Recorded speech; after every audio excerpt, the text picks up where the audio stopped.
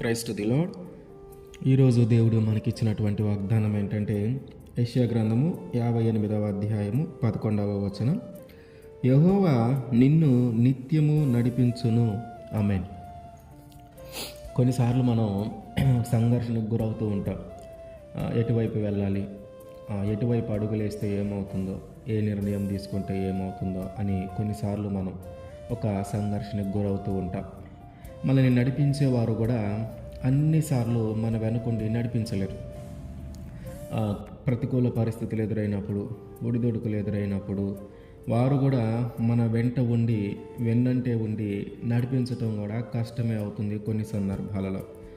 అంటే మనుషులు ఎవరైనా మనల్ని నడిపించాలనుకున్నా, మనతో పాటు నిలవబడి ఉండాలనుకున్నా నిత్యము నడిపించలేరు.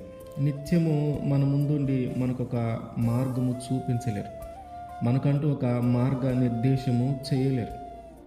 ఏదో ఒక పరిస్థితుల్లో వారికి మనకి కొద్దిపాటి మనస్పర్ధలు రావచ్చు, లేదా ఆరోగ్య సమస్యలు రావచ్చు. ఇట్లా ప్రతికూల పరిస్థితులు ఏవైనా రావచ్చు. అటువంటి సందర్భంలో మనుషులు ఎవరు కూడా మనతో ఎప్పుడు ఉండరు. అంటే ఎప్పుడు మనల్ని నడిపించడానికి సిద్ధంగా ఉండరు. కానీ దేవుడు అంటున్నాడు, ఆయన నిన్ను నిత్యము నడిపించును.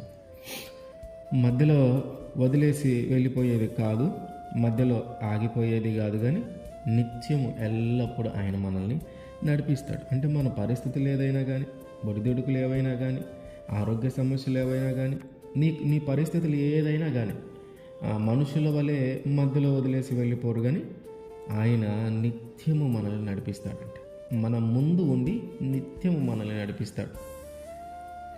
ఆమేన్.